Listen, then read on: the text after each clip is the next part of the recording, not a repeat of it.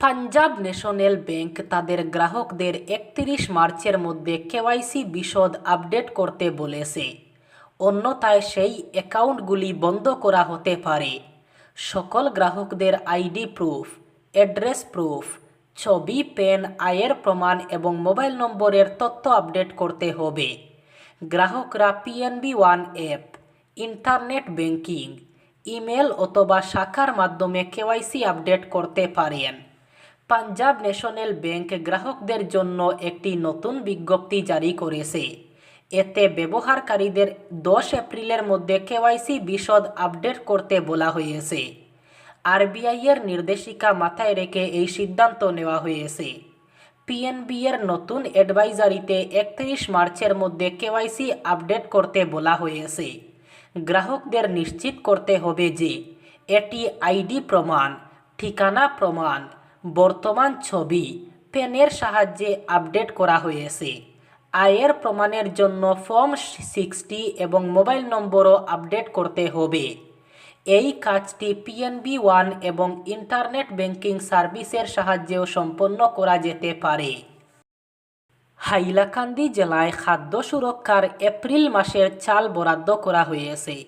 জেলাশাসকের বিজ্ঞপ্তিতে জানানো হয়েছে, অন্তোদয় অন্ন যোজনার কার্ডধারীদের জন্য 35 কেজি করে চাল এবং প্রায়োরিটি হাউসহোল্ড কার্ডের জন্য মাথাপিছু 5 কেজি করে চাল এপ্রিল মাসে বন্টন করা হবে। এপ্রিল মাসের 10 তারিখের মধ্যে অন্ন সেবার জন্য নির্ধারিত দিনগুলিতে ইপস মেশিনের মাধ্যমে বিনামূল্যের এই চাল বন্টন করতে বলা হয়েছে। ইন্ডিয়ান প্রিমিয়ার লিগ অথবা আইপিএল শুরু হতে না হতেই এই মেগা ইভেন্টকে ঘিরে ব্যাটিং চক্র, কালোবাজারির খবর ইতিমধ্যে উঠে এসেছে। এবার শোনা যাচ্ছে হোয়াটসঅ্যাপেও নাকি ওত পেতে বসেছে স্ক্যামাররা। অর্থাৎ মোবাইলে আইপিএল খেলার সময় বিশেষ সতর্ক থাকতে হবে, না হলেই সর্বস্ব খোয়াতে পারেন আপনিও। জানা যাচ্ছে হোয়াটসঅ্যাপে অনলাইন বেটিংয়ের লিঙ্ক পাঠিয়ে ইউজারদের টার্গেট করা হচ্ছে। বলা হচ্ছে এই লিঙ্কে ক্লিক করে আইপিএল, ক্রিকেট কিংবা ফুটবল খেললেই আয় করা যাবে।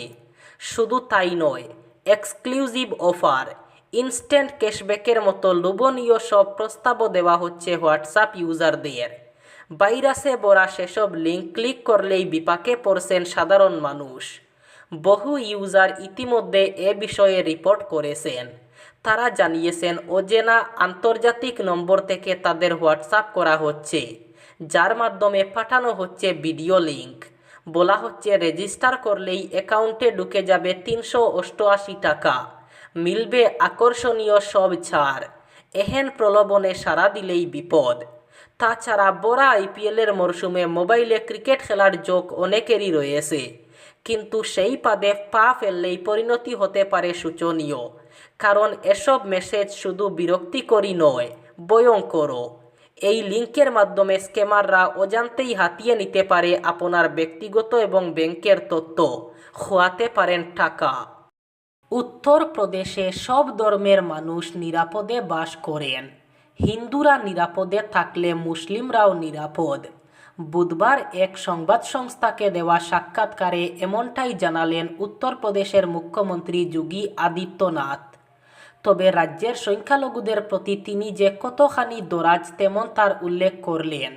তেমনি বিরোধীদের হিন্দু তুষণের অভিযোগকেও উড়িয়ে দিলেন। সরাসরি যোগী প্রশ্ন তুলে বললেন, 100টি হিন্দু পরিবারের মধ্যে একটি মুসলিম পরিবার নিরাপদ। তাদের সব রকম ধর্মীয় রীতিনীতি পালনের স্বাধীনতা থাকবে। কিন্তু 100টি মুসলিম পরিবারের মধ্যে কি 50 জন হিন্দু নিরাপদ থাকতে পারে? উদাহরণ হিসাবে তিনি তুলে ধরেন বাংলাদেশের পরিস্থিতির কথা। তার কথায় আগে পাকিস্তানেও এমন হতো। হাইলাকান্দি জেলার বুয়ালিপাড় জিপির প্রধানমন্ত্রী আবাস যোজনার তালিকায় ব্যাপক অনিয়মের অভিযোগ উঠেছে। এ নিয়ে বিধানসভায় সরব হলেন কাটলিছড়ার বিধায়ক সুজামুদ্দিন লস্কর। বিধানসভায় বিষয়টি উত্থাপন করে বিধায়ক লস্কর বলেন, বুয়ালিপাড় জিপির পিএমএওয়াই তালিকায় স্বজন পোষণ এবং দুর্নীতির অভিযোগ রয়েছে।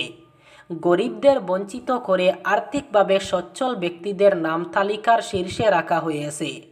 তিনি বলেন, সম্প্রতি প্রকাশিত একটি দৈনিক পত্রিকার প্রতিবেদনে এই বিষয়ে বিস্তারিত তথ্য উঠে এসেছে, যা বিধানসভার সামনে পাঠ করেন তিনি। বিধায়ক লস্কর দাবি করেন, প্রধানমন্ত্রী আবাস যোজনার মূল লক্ষ্য হচ্ছে গৃহহীন এবং দরিদ্র মানুষদের আশ্রয় প্রদান করা। অথচ বাস্তবে দেখা যাচ্ছে প্রকৃত দরিদ্রদের নাম তালিকার শেষের দিকে ঠেলে দিয়ে বিত্তশালীদের সুবিধা পাইয়ে দেওয়া হচ্ছে, যেটা কোনোভাবেই গ্রহণযোগ্য নয়। বদরপুর ঘাটে রেলগেটের কারণে যানজটের সমস্যা বহু পুরনো। বহু রোগী ছাত্রছাত্রী এই রাস্তা দিয়ে যাওয়া আসায় ভোগান্তির শিকার হয়েছেন এবং এখনও হচ্ছেন। তাই এখানে উড়ালপুল নির্মাণের জন্য বিভিন্ন পক্ষ থেকে সময় সময় দাবি তোলা হয়েছে। একই দাবিতে সরব হয়েছেন উত্তর পূর্ব সীমান্ত রেলের লামডিং ডিভিশনের ডিআরইউসিসির সদস্য আইনজীবী শুভ্রজ্যোতি সরকার। এই বিষয়টি অনুষ্ঠিত ডিভিশনাল রেলওয়ে ইউজার্স কনসালটেটিভ কমিটির বৈঠকে উত্থাপন করেন শুভ্রজিৎ। বৈঠকে সভাপতিত্ব করেন লামডিংয়ের ডিআরএম তথা ডিআরইউসিসির সভাপতি সমীর লুহানি। ডিআরএম শুভ্রজ্যোতিকে জানান, উড়ালপুল নির্মাণের জন্য নির্ধারিত অর্থের 50% বহন করে রেল বিভাগ, বাকি অর্থ রাজ্য সরকারকে বহন করতে হবে। সেই জন্য তিনি এই বিষয়ে মুখ্যমন্ত্রী ডক্টর হিমন্ত বিশ্ব শর্মা, বরাক উপত্যকা উন্নয়ন বিভাগের মন্ত্রী কৌশিক রায়, মন্ত্রী কৃষ্ণেন্দু পাল এবং উপত্যকার সাংসদদের দৃষ্টি আকর্ষণ করেন। ভারতের শ্রমজীবী মানুষের জন্য একটি যুগান্তকারী উন্নয়ন ঘটতে চলেছে। এমপ্লয়িজ প্রভিডেন্ট ফান্ড অর্গানাইজেশন শীঘ্রই ইউনিফাইড পেমেন্ট ইন্টারফেসের মাধ্যমে প্রভিডেন্ট ফান্ড তোলার একটি নতুন ব্যবস্থা চালু করতে চাচ্ছে। শ্রম ও কর্মসংস্থান মন্ত্রণালয় ন্যাশনাল পেমেন্টস কর্পোরেশন অফ ইন্ডিয়ার প্রস্তাব অনুমোদন করেছে।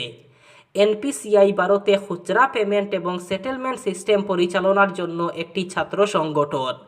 শ্রম ও কর্মসংস্থান মন্ত্রণালয়ের সচিব সুমিতা দাওরা এক সংবাদ মাধ্যমে দেওয়া সাক্ষাৎকারে জানিয়েছেন, এই বছরের মে অথবা জুন মাসের শেষ নাগাদ পিএফ সদস্যরা ইউপিআই এবং এটিএমের মাধ্যমে তাদের তহবিল তুলতে পারবেন। দাওরা বলেন, মে বা জুনের মধ্যে সদস্যরা তাদের প্রভিডেন্ট ফান্ডে প্রবেশাধিকার একটি রূপান্তরকারী পরিবর্তন অনুভব করবেন। যারা ইউপিআইতে সরাসরি তাদের পিএফ অ্যাকাউন্টে ব্যালেন্স দেখতে পাবেন, তাৎক্ষণিকভাবে 1 লক্ষ টাকা পর্যন্ত তুলতে পারবেন এবং পছন্দের ব্যাংক অ্যাকাউন্টে ট্রান্সফার করতে পারবেন। সচিব জানিয়েছেন, ইপিএফও তাদের প্রত্যাহারের বিকল্পগুলি উল্লেখযোগ্যভাবে প্রসারিত করেছে, যাতে সদস্যরা আরও আর্থিক নমনীয়তা পান।